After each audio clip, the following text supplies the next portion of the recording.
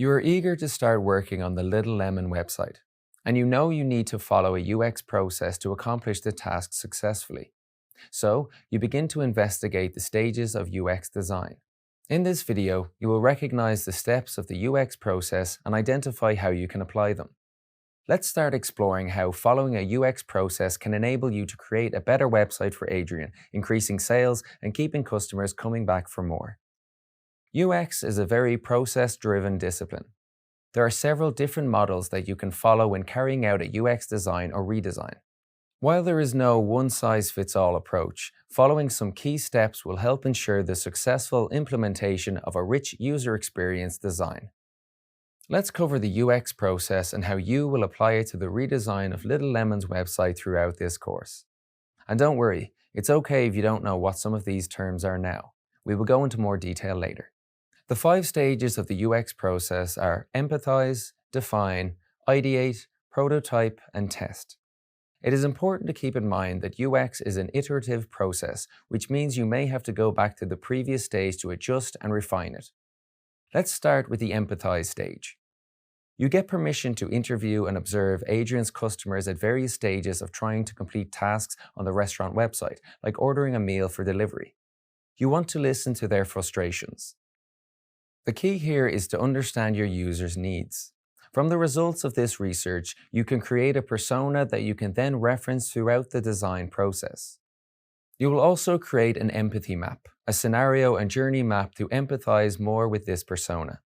This will also keep your ideas grounded so to avoid making assumptions. The second stage in the process you will follow is the define stage. You collate and distill all of the information collected from your users and identify the key problems and needs that they are having. You also prioritize these frustrations or pain points by importance. You now know who your users are, what their frustrations are, and what problems you need to solve. You will create a user needs statement that clearly outlines the needs your users have. Once you know the issues and who you are solving for, you can ideate. Ideating is about generating ideas. You can do this by sketching, brainstorming, mind mapping, and even handwriting notes. The key here is to keep an open mind and not commit to one specific idea, and this may be iterated throughout the design process. To iterate is to reflect on your work and refine and improve your design. You will sketch out your ideas into something that will address the Little Lemon customers' needs. You will then develop them into wireframes. A wireframe is a 2-dimensional representation of the user interface, which is concerned with the placement and hierarchy of content, the functionalities that are offered, and the expected actions that users will take. Next comes the prototype, which is a simulation of the final product. You have iterated and refined your ideas into a fresh new solution, but you cannot assume it will work for everyone and release it just yet. You should simulate how it will behave first with a prototype. Take your wireframe and flesh it out. Give it some color, put in some buttons and text, and make it interactive. You can simulate a real scenario for your customers to help them achieve their required goals. Since UX is an iterative process based on user and client feedback, you may also have to iterate at this stage. So, your ideas are constantly being refined into something approaching a final design solution. Then, you will test your design. The testing stage is where you present your solution to users and get their feedback. You create a test script with some clear instructions focusing on achieving a task or tasks.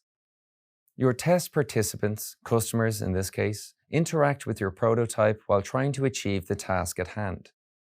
Any frustrations can be communicated and highlighted at this stage, and you can go back and address them before the next stage of the process. The final stage is the build stage. You have listened to users, empathized with them, and aimed to solve their needs through iterative design techniques. You've watched them use your product and have tweaked it to make it easier and more intuitive. Now it's time to build. Ensuring you follow these steps can help ensure you are going to build a product that addresses the needs of your users and offers a great user experience. In this video, you recognized the key steps involved in the UX process and identified how you can apply them. You can use these tools to make the redesign of the Little Lemon website more user-friendly.